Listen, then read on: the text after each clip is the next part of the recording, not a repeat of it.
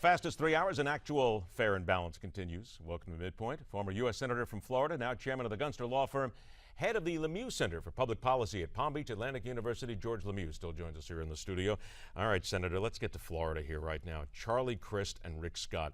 This is what I like to call the dirtiest battle in the country right now, the negative ads going back and forth. And the thing that's interesting is if you look at the polls, nobody really likes either candidate. This really seems to be, in many ways, the lesser of two evils. This will be the first time, I think, in Florida history that whether either man is elected, when they come into office, they will be more unfavorable than favorable.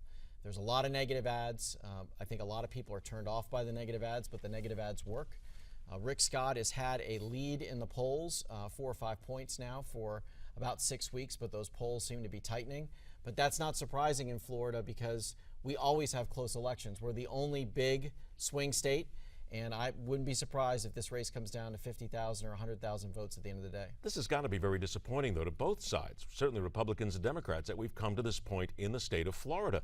Charlie Crist is just absolutely hated as being a flip-flopper by so many people. Rick Scott certainly has a history, has a past behind him that is still very questionable. People in Florida want to know, how did we get here? How did we get to this point, which really seems terrible? Well, Rick Scott is not a typical politician. He did not work his way up. He sort of doesn't have the gift of gab that a lot of politicians do. But I do think that the people of Florida realize that our economy is doing a lot better. And whether they want to have a beer with Rick Scott or not, they know that as a CEO, he's been working every day with a laser focus to bring jobs to Florida.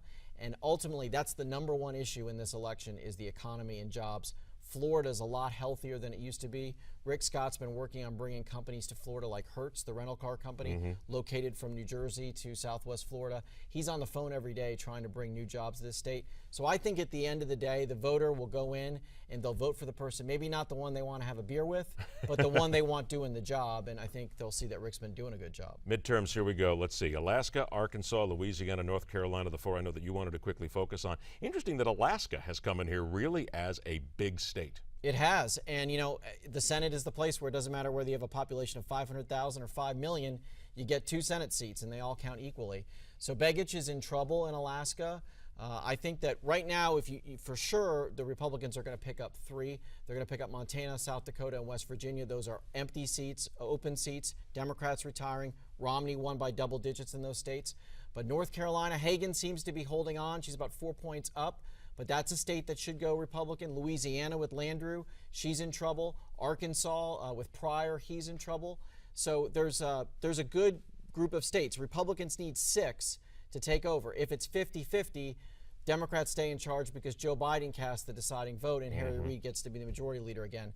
I'd say right now there's probably a 60% chance that Republicans will take the Senate, and when they do, it's going to be by 1 or 2 votes. Do you see 1 or 2 of those races as being those really possible losses for the ones where they really have to focus the Republicans here, where they're in danger of losing? I think I don't think the Republicans are going to lose any of their seats potentially. The only one is that they might lose now is Kansas. In these races, though? In any of these races where they're defending, Pat Roberts in Kansas, the Democrats not in the race. There's an independent in the race. The Democrats did not field a candidate. They decided not to. The Democrat dropped out. Folks went to the courts and said, no, the Democrats have to pick, and the court said, no, they don't. So that's an interesting race. Roberts is down by 4. That's really the only vulnerable seat I see. But for the Democrats, there's a number of vulnerable ones. I think focus on North Carolina. North Carolina is a state that Obama won the first time he ran. He lost narrowly last time. That state is really a purple state, too.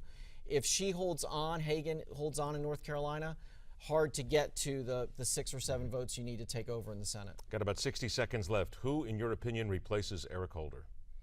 Well, it's going to be an interesting pick. Now, the president, I don't think, wanted to see Holder go. Holder probably would like to have stayed longer, but they realize that the Senate could go Republican. If the Senate goes Republican, that's a tough confirmation battle for whomever the president picks. So that's why Holder's leaving, so that in the lame duck Congress, after this election, before the new senators are sworn in January, they're going to have the confirmation hearings.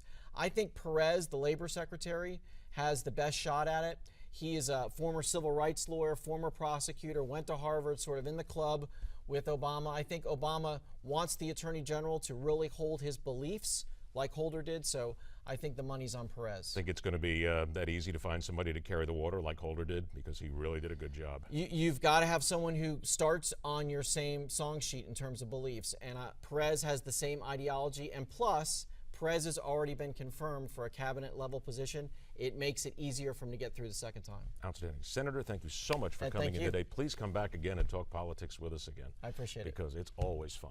All right, later on this hour, the political punching bag breaks out the best of the week, making fun of elected officials. No offense, Senator. And after the break, the one surefire way to tell when a politician is not exactly telling the truth. It has nothing to do with whether or not their mouth is moving. Come on, stop the jokes. This has to do with body language. Read the body language for a change. Let people then tell you why you should elect them to office.